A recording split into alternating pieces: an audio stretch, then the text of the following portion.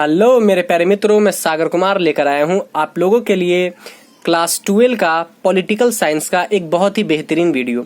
इस वीडियो में हम जानेंगे कि हमारे देश के सभी मंत्री, राष्ट्रपति, उपराष्ट्रपति, इनकी रैंक क्या है और किसी भी आपात की स्थिति में किस मंत्री को या किस आदमी को या किस भी पोस्ट पर रहे व्यक्ति को पहले बचाया जाएगा कि किस पोस्ट पर रहे व्यक्ति को बाद में। ठीक है ना।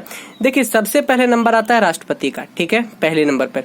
दूसरे नंबर पर है उपराष्ट्रपति, तीसरे नंबर पर प्रधानमंत्री, चौथे नंबर पर राज्य के राज्यपाल। ठीक है ना। सभी राज्य के राज्यपाल अपने क्षेत्र में। ठीक है, जैसे मान लीजिए कहीं पर अगर किसी प्रकार की आपात की स्थिति आ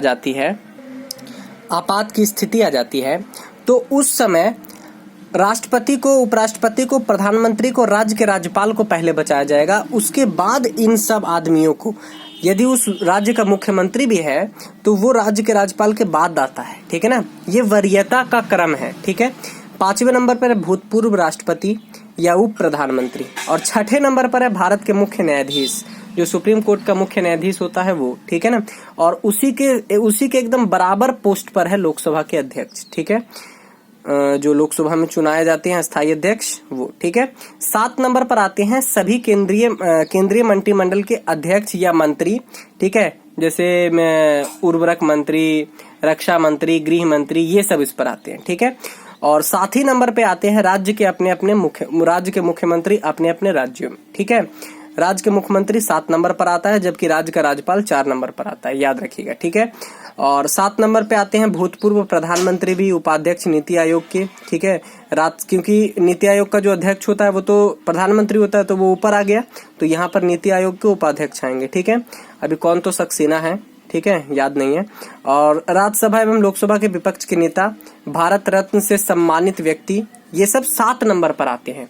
8वें नंबर पर आएंगे भारत स्थित विदेशों के असाधारण तथा पूर्वाधिकारी राजदूत, मतलब विदेशों के जो राजदूत आते हैं, जो भारत में रहते हैं आकर के, वो सब 8 नंबर पर आते हैं। ठीक है ना। तथा राष्ट्रमंडल देशों के उच्चायुक्त, राष्ट्रमंडल जो देश हैं, कॉमनवेल्थ कंट्री, उनके उच्चायुक्त। राज्यों के मुख्यमंत्री अपने राज्य से बाहर, अगर मुख्यमंत्री राज्य से बाहर है तो वो 8 नंबर पर आता है। ठीक है ना। और राज्यों के राज्यपाल अपने राज्य से बाहर, वो 8 नंबर पर आएगा। ठीक है।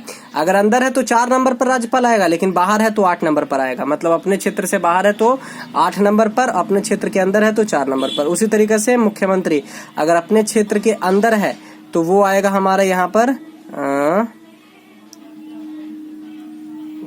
भारत 7 नंबर पर, और बाहर है तो 8 नंबर पर। ठीक है। उसके बाद 9 नंबर पर आते हैं उच्चतम न्यायालय के सभी न्यायाधीश। ठीक है। न्यायाधीशों की संख्या अधिक होती है, एक उच्च न्यायाधीश होता है और बाकी उच्चतम न्यायालय में बहुत सारे न्यायाधीश होते हैं। ठीक है ना। करीब 33 न्यायाधीश हैं, तो वो सब आते हैं 9 नंबर पर। उसके बाद यूपीएससी के अध्यक्ष 9 नंबर पर आते हैं। उसके बाद मुख्य निर्वाचन आयुक्त। ठीक है, कुछ दिन पहले सुनील अरोड़ा थे शायद, उसके बाद सुशील चंद्र हो गए हैं। ठीक है ना, मुख्य निर्वाचन आयुक्त। उसके बाद भारत के नियंत्रक एवं महालेखा परीक्षक, वो 9 नंबर पर आते हैं। इन दोनों का रैंक जो है, तीनों का, चारों का, उच्चतम न्यायालय के न्यायाधीश, यूपीएससी के अध्यक्ष, मुख्य निर्वाचन आयुक्त और भारत के नियंत्रक और महालेखा परीक्षक, उन चारों का रैंक 1 है। ठीक है ना, वो 9 नंबर पर आते हैं। उसके बाद देखा जाए राज्यसभा के उपसभापति। ठीक है, क्योंकि राज्यसभा के सभापति तो उपराष्ट्रपति होते हैं, जो 2 नंबर पर आ चुके हैं। ठीक है ना। 10 नंबर पर आते हैं राज्यसभा के उपसभापति। उसके बाद राज्यों के उप मुख्यमंत्री, लोकसभा के उपाध्यक्ष, क्योंकि लोकसभा के अध्यक्ष जो हैं वो 6 नंबर पर आ गए हैं, तो लोकसभा के उपाध्यक्ष जो है वो 10 नंबर पर आते हैं। ठीक है। नीति आयोग के सभी सदस्य। ठीक है। और केंद्र के राज्य मंत्री, हाँ, तो केंद्र के राज्य मंत्री। ठीक है, ये 10 नंबर पर आते हैं। उसके बाद 11 नंबर पर आते हैं भारत के महान्यायवादी, और 11 नंबर में ही आते हैं मंत्रिमंडल के सचिव और उपराज्यपाल के केंद्र शासित प्रदेश। ठीक है ना, उपराज्यपाल केंद्र शासित प्रदेशों के। ठीक है। उसके बाद 12 नंबर पर आता है जनरल एवं उसके समान रैंक के सेनाध्यक्ष। ठीक है, जो जनरल हैं बिपिन रावत, और उसके बाद मनोज मुकुंद नरवाने, थल सेनाध्यक्ष।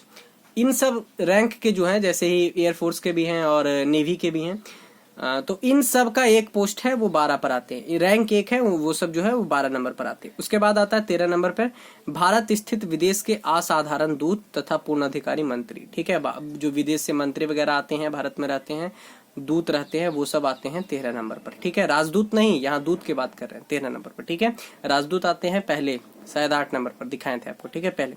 उसके बाद राज्य के विधानमंडलों के सभापति, तो राज्य में जो विधानसभा होती है उनके जो सभापति होते हैं वो आते हैं 14 नंबर पर।